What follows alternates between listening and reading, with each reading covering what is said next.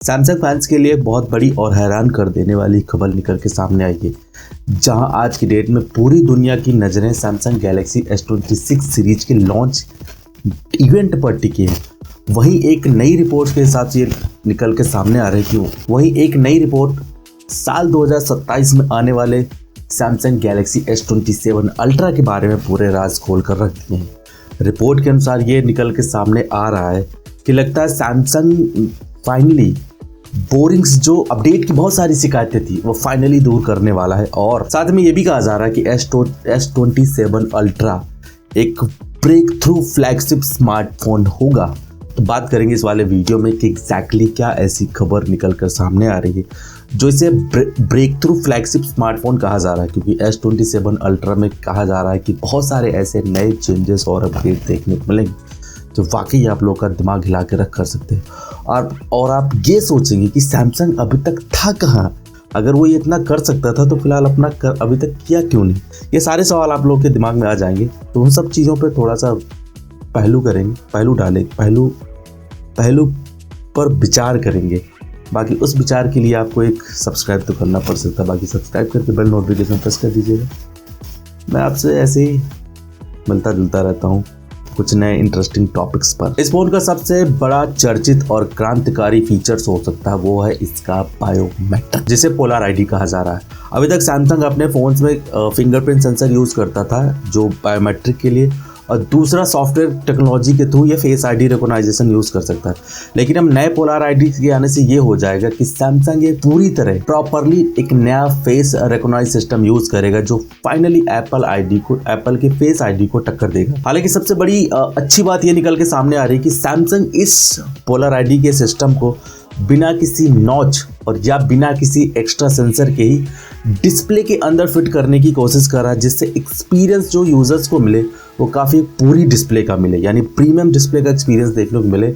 और साथ ही में उसका जो एक्सपीरियंस हो, व्यूइंग एंगल हो, वो भी काफ़ी भरपूर देखने को मिले। तो मतलब जैसे हम सोच रहे थे कि एप्पल 2027 में under display face ID test कर रहा है, तो सेम टू सेम सैमसंग भी अपने नए आने वाले S27 अल्ट्रा स्मार्टफोन में एक पोलर आईडी नाम का फेस रिकॉग्निशन फीचर्स या टेक्नोलॉजी यूज़ करेगा जो एप्पल की फेस आईडी को तगड़ी टक्कर दे सकता है। तो मतलब ये सबसे बड़ा एक क्रांतिकारी फीचर्स माना जा रहा है। हालांकि अभी तक की लीक्स निकल के सामने आ रही हैं, क्योंकि अभी हम S26 सीरीज से अनवेयर है कि उसमें हमें क्या नया देखने को मिलेगा।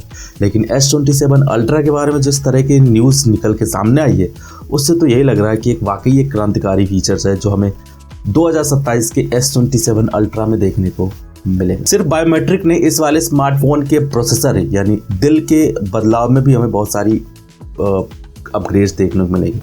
कहा जा रहा है कि सैमसंग साल 2027 तक अपने 2nm मैन्युफैक्चरिंग प्रोसेस के लिए पूरी तरह से तैयार है। तो पॉसिबल है कि साल 2027 में सैमसंग की तरफ से Exynos 2700 वाला चिपसेट देखने को मिले। हालांकि हैरानी वाली बात ये निकल के सामने आ रही है कि कुछ दिन पहले इस वाले प्रोसेसर के कुछ गीकबेंच के स्कोर्स निकल के सामने आए थे जो क्वालकॉम के फ्लैगशिप प्रोसेसर के से भी ज़्यादा थे। हालांकि ये भी कहा जा रहा है कि इस वाले प्रोसेसर केवल परफॉर्मेंस के मामले में बैटरी खपत को भी इतना कम कर देगा ताकि फ़ोन का जो परफॉर्मेंस फुल निकल के सामने आएगा और आपका जो एक्सपीरियंस होगा वो भी डबल देखने को मिल सकता है। अगर ये वाली रिपोर्ट सच निकल के सामने होती है तो साल 2027 Exynos के लिए एक ब्रेक थ्रू ईयर साबित हो सकता है। मतलब इससे Exynos का एक तगड़ा कमबैक भी बताया जा रहा है, क्योंकि 2nm वाली प्रोसेस पर Exynos 2700 वाला प्रोसेसर जब ये लॉन्च होगा, मतलब मार्केट पे आएगा, इसके जो स्कोर्स निकले थे उसके हिसाब से तो यही कहा जा रहा है कि क्वालकॉम इसके आगे कुछ नहीं होगा। बाकी ये देखना होगा कि एप्पल इस जवाबी कार्रवाई में क्या कर सकता है, क्योंकि एप्पल और सैमसंग यही दो मछलियाँ होती हैं जो अपने आप को तालाब में राज करने के लिए कूदती रहती हैं।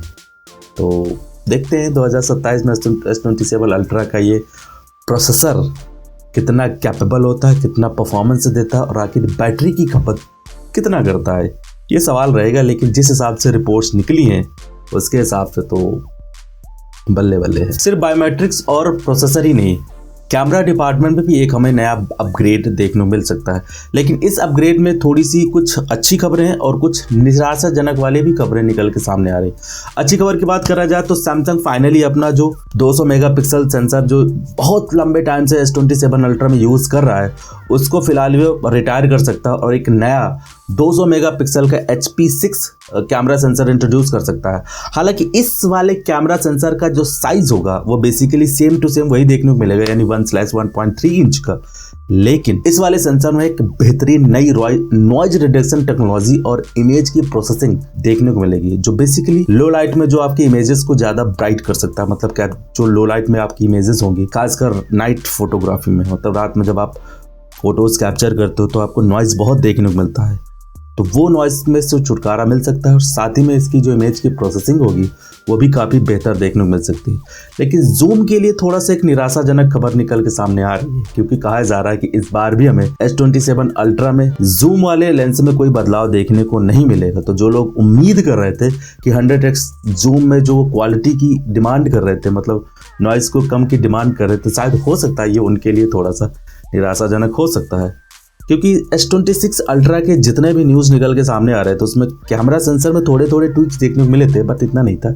लेकिन S27 अल्ट्रा का जो अपग्रेड है वो वाकई एक जंप है, मतलब कह भी सकते हैं। साथ ही में डिज़ाइन और डिस्प्ले के मामले में भी सैमसंग रुकने वाला नहीं है। कहा जा रहा है कि अब तक का सबसे कम बेजललेस डिस्प्ले देखने को मिलेगी, मतलब ऐसा बताया जा रहा है। S26 अल्ट्रा में भी कहा जा रहा है 1.26 या 27 mm का बेजल्स देखने को मिलते हैं चौकोर, लेकिन S27 अल्ट्रा में भी हमें बेजललेस डिज़ाइन देखने को मिलेगी। बेजललेस नहीं बोल सकते, लेकिन सबसे कम बेजल मिल सकते हैं।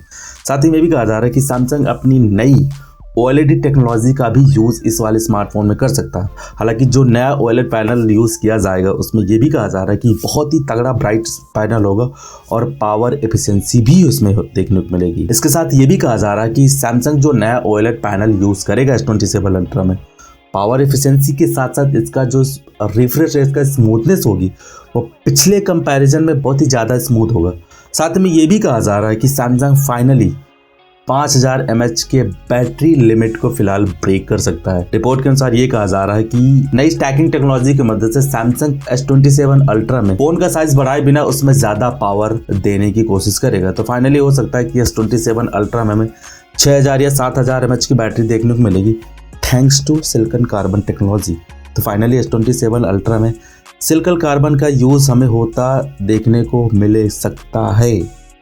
फिलहाल तो रिपोर्ट्स हैं, मतलब लीक्स हैं, ऑफिशियली नहीं है, लेकिन हो सकता है क्योंकि इतने साल से हम सिलिकॉन कार्बन देखते चले आ रहे हैं, तो शायद हो सकता है कि दो नई मार्केट की जो मछलियां हैं, मतलब एप्पल और सैमसंग, ये फिलहाल कब सिलिकॉन कार्बन पे कूदेंगी ये थोड़ा सा सोचने का विषय था। तो फाइनली S27 अल्ट्रा से सैमसंग शुरुआत कर सकता है, लेकिन एप्पल के बारे में देखते हैं क्या न्यूज़ निकल के सामने आती है, वो थोड़ा सा टाइम लग सकता है। तो निष्कर्ष ये निकल के सामने आता है कि सैमसंग S27 अल्ट्रा कोई छोटा मोटा अपग्रेड देखने को नहीं होगा, बल्कि सॉफ्टवेयर और हार्डवेयर का एक नया संगम हो सकता है।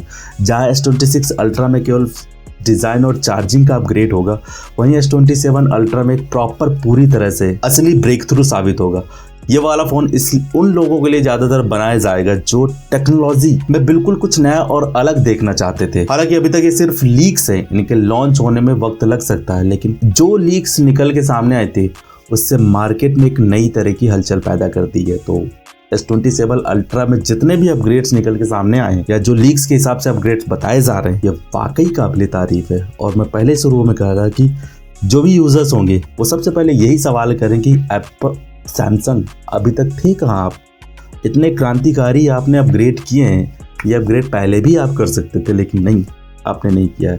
वैसे जाते जाते मेरा भी आपसे एक सवाल है जो कमेंट्स में आप मुझे मन की बातें लिखकर बता सकते हैं। तो क्या आपको लगता है कि पोलर आईडी और 2 नैनोमीटर चिपसेट के साथ सैमसंग को मार्केट का बिना किसी सवाल के किंग बना सकते हैं? जवाब में ज़रूर बताइएगा। बाकी मैं जाते जाते आपको एक नए वीडियो के साथ कनेक्ट कर सकता हूँ, तो प्लीज़ यहाँ पे देख बार चेकआउट कर लीजिएगा। बाकी इस वीडियो में कुछ पसंद आया तो लाइक से सब्सक्राइब से बेल नोटिफिकेशन प्रेस कर दीजिएगा। मेरा नाम विकास, मिलता हूँ नेक्स्ट वीडियो में, तब तक के लिए take care, bye bye and always keep smiling. जय हिंद।